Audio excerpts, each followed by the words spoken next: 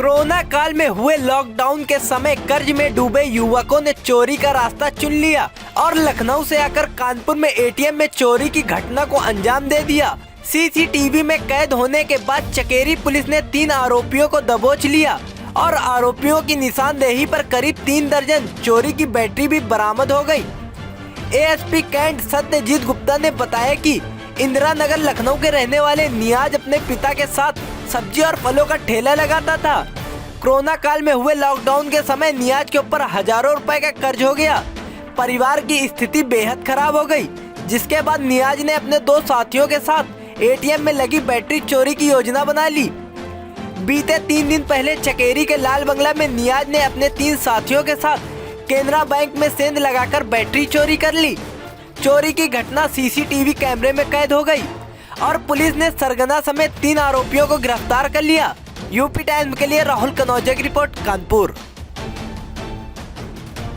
दिनांक 1 नवंबर 2020 और दिनांक 4 नवंबर 2020 को 2 मुकदमे पंजीकृत हुए हैं, जिसमें एक केनरा बैंक, दूसरा बैंक ऑफ बड़ौदा के जो एटीएम में जो बैटरियां लगी रहती हैं जिससे एटीएम चलता है, वो बैटरियां चोरी हो गई हैं। इस संबंध में मुकदमा लिखा गया।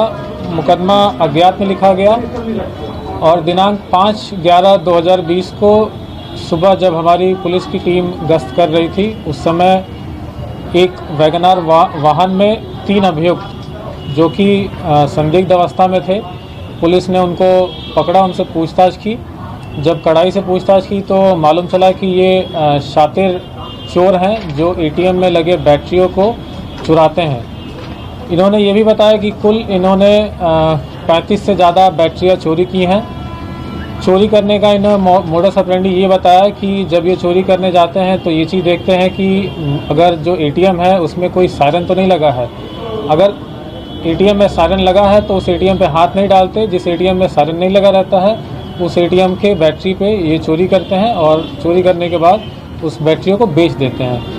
बेचने के संबंध में इन्होंने ये बताया कि जो जैसे पुरानी बैटरियाँ किसी भी हम पुराने रीसेलर को बेचते हैं, उसी भाव में ये लोग पुरानी बैटरियाँ बेचते हैं। गैंग में कितने सदस्य हैं जो कहाँ इन्होंने अभी तक बैटरियाँ बेची हैं? जनपद में ही बेचते थे कि गैर जनपद कहीं बाहर बेचते? इसकी अभी जानकारी की जा रही है कहाँ बेचते हैं। बाकी जो 3 अभियुक्त हैं, इनका नाम है नियाज, ये बाराबंकी के हैं, अशरफ ये भी बाराबंकी, और विकास वाल्मीकि ये हैं सीतापुर जिला के।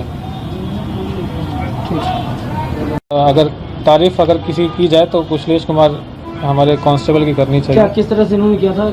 इन्होंने ही मतलब इनको शक हुआ इनके ऊपर। जो मुकदमा लिखा गया और डेवलप करने के बाद जैसे होता है कि वाहन को रोक के चेक करना, जिस तरीके से चेक करना, इनका अहम रोल था। जो हमारे कांस्टेबल हैं कुशलेश कुमार।